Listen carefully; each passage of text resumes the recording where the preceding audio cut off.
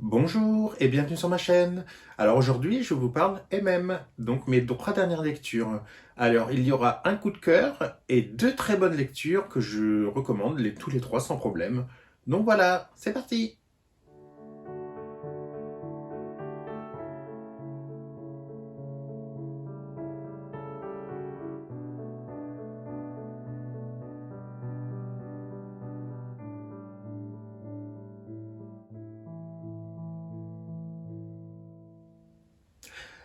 Alors je vais vous parler de mes deux dernières lectures. Alors ce ne sont pas des coups de cœur, mais loin s'en faut. C'est-à-dire que on est passé à quelques points près du coup de cœur pour chacune. Alors la première, il s'agit de I Want You de Head Show. Je vous mets la petite couverture ici. Il faut savoir que je vous ai déjà parlé d'Eden Show dans une précédente vidéo où là en fait il s'agissait de Zamel, d'un roman plutôt hot, un peu dark, euh, sans réelle romance. Et je dois vous avouer que je suis tombé par hasard dessus sur la nouvelle parution sur comment dire, sur Amazon, puisqu'en fait c'est sur Amazon. Et là, il s'agit d'une vraie romance. Donc ça, c'est franchement bien de vous découvrir en fait l'auteur comment dire, une autre facette de sa plume. Et alors j'ai ressenti la comment dire, la même envie de découvrir la fin, de ne pas pouvoir lâcher le roman que dans Amel. Euh, et j'ai vraiment adoré. Le seul point négatif que je pourrais trouver à cette romance qui m'a empêché d'avoir un coup de cœur, c'est le fait que ça soit un petit peu court. Voilà. Mais le prix est au regard de ça, c'est-à-dire c'est pas, il s'agit d'un roman auto-édité, mais je veux dire l'auteur n'a pas des tarifs prohibitifs. Et franchement, le prix vaut ce que la longueur de ce qu'on lit. Donc, alors que là, on va suivre deux protagonistes qui sont préparateurs de commandes caristes, je ne sais plus exactement la définition exacte, dans une société. Il y en a un qui est là depuis longtemps, qui vit dans une routine salutaire pour lui, on va dire. Il oscille entre son travail, plus l'aide au garage de son père, mais comment dire, il ne noue pas de véritable relation sociale. C'est-à-dire, en fait, il reste renfermé sur lui-même. Il part du principe que personne n'a besoin de pénétrer son intimité, ce qui fait il peut paraître froid de prime abord.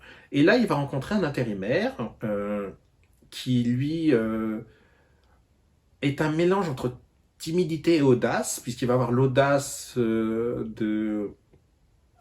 comment dire, de se rapprocher de notre comment dire, personne enfermée dans le placard, même si c'est pas vraiment le terme exact, et il va se nouer quelque chose. Euh, alors, on pourrait croire que la romance va être toute simple, bon, ils vont se rencontrer, ils vont s'aimer, etc. Et tout, sauf qu'en fait, il y a des petits écueils quand même. On a, c'est Florian, si je ne me trompe pas, qui a besoin d'évoluer. Voilà. Parce que notre autre protagoniste, dont j'ai oublié le prénom, mais c'est pas grave, lui, il n'a pas fatalement besoin d'évoluer, puisqu'en fait, il est, il n'a pas de blessure secrète ou autre. Euh, c'est plutôt sur Florian, en fait, qu'on sent qu'il y a quelque chose à creuser, etc. Et ma lecture a été vraiment agréable de bout en bout. En fait, je dois vous avouer que j'ai lu d'une traite le roman. Je n'ai pas pu le lâcher. J'ai beaucoup aimé cette petite romance. Alors, c'est assez classique dans son genre, avec des pointes de sensualité quand même, hein. Puisque je crois que c'est la sensualité, c'est un petit peu la patte de l'auteur. Euh, et franchement, je vous la recommande sans problème, parce que vous allez craquer sur ces deux personnages, sur cette romance. Vous allez passer un excellent moment. Et puis, comme je vous dis, moi, je suis passé à ça, enfin à ça, du coup de cœur. Et puis, voilà. Alors, ma deuxième lecture, il s'agit d'un service presse que j'ai reçu de l'auteur Loris V, je dois vous avouer que j'ai craqué sur la couverture, avant même de lire la 4e de couverture d'ailleurs. Donc je vous mets la petite couverture ici. Franchement, là, je la trouve énigmatique et en même temps débordante de sensualité, avec ce corps qui émerge d'un liquide laiteux. Franchement, c'est assez évocateur, même si c'est un peu trompeur, puisque on pourrait croire qu'il s'agit d'un, comment dire, d'un roman basé, comment dire, sur le sexe, sauf que c'est peut-être le départ de l'histoire, mais ce n'est pas la finalité. Puisqu'en fait, l'auteur fait un énorme travail sur la psychologie des personnages. On entre vraiment très profond dans leur psyché. On va avoir en fait une histoire entre un employeur et un prostitué. Parce que je ne sais pas comment dire un employeur. Enfin, un client et un prostitué, voilà. L'un va engager l'autre pour une semaine parce qu'il souhaite l'observer à distance via des caméras. Coucou le chat. Et on pourrait penser, en lisant l'histoire, en commençant l'histoire, que bon, ça va être des scènes de sexe débridé, etc. On va être dans le domaine du fantasme à fond. Sauf que non, le prostitué a énormément de profondeur.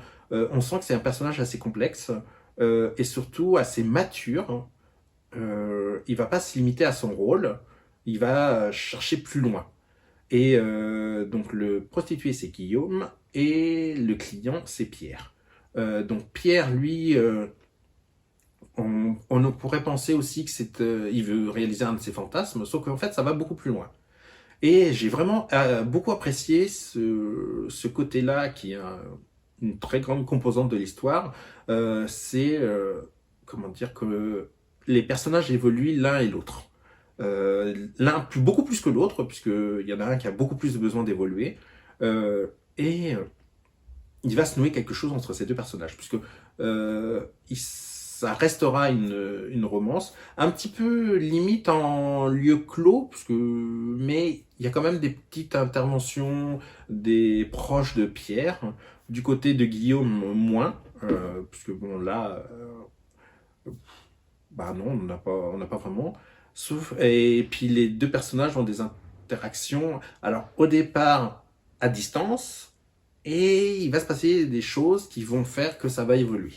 Parce que c'est vrai que si ça avait été que du domaine du fantasme avec que des interactions à distance et tout, l'histoire aurait pu être comment dire, un petit peu lassante. Mais ce n'est pas ça.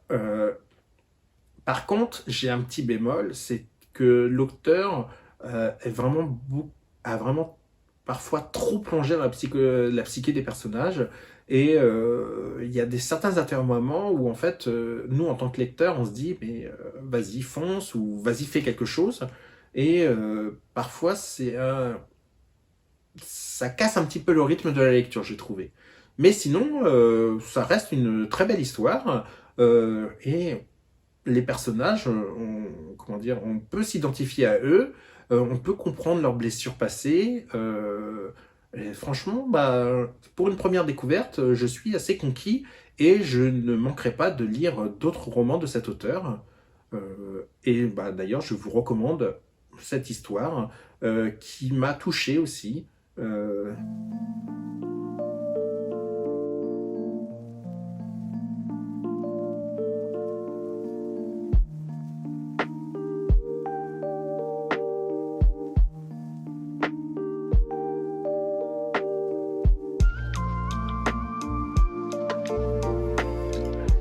Alors, j'ai fini hier soir Le Royaume du Bonheur de Senna Landchild.